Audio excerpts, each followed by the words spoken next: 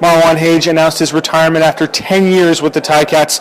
Steve, you've been here for all of Marwan's tenure with the Ticats. What has he meant to this organization? Just about everything, Drew, and I think most of the things came out today, and it's the way this franchise was when he arrived, and I think Scott Mitchell put it very, very well when he said, if you can come someplace and it's a way better place after you leave, then you've really done your job. And that's certainly what Marwan Hage did here. There were so many loose ends, and he seemed to be the guy that was able to tie them together all the time. There was a crisis every year, almost every year, including this year when they went to the Grey Cup, because you're talking about a stadium issue at the whole time when they played on the road. So every single year of his career here, there was some issue that was very, very major, which he always had to be almost the lightning rod for. Sometimes they had the quarterback, but Marwan was the constant there, and he made sense out of everything.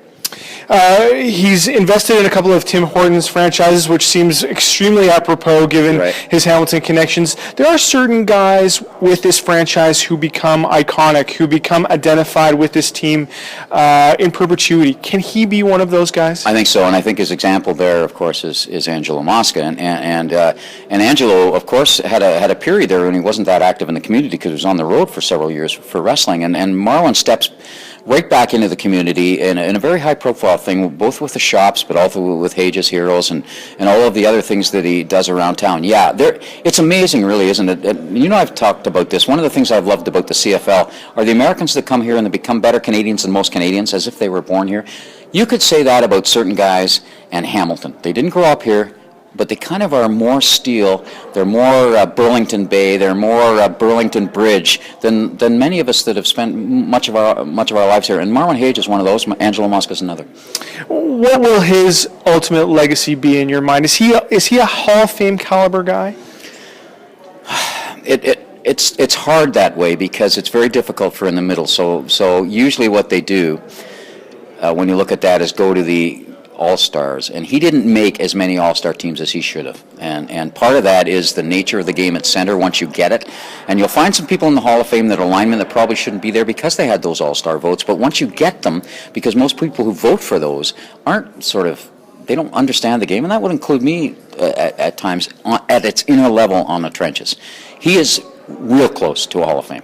Real close, that's all I can say. I can't say that he's guaranteed.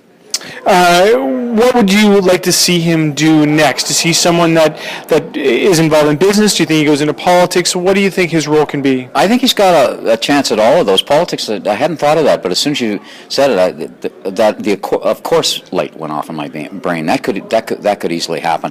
I'd sure like to see him have a very meaningful place with the Tiger Cats, and I hope they don't name them to something until they have that meaningful place. The word of president, but they already have a president and a good one.